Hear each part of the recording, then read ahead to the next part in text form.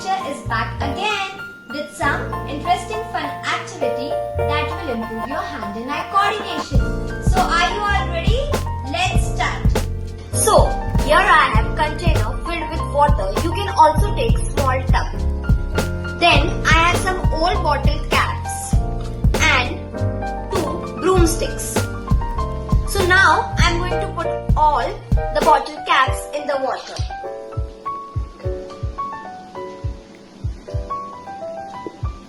And then with the 2 broomsticks you have to tell your kids to remove the bottle caps according to the color.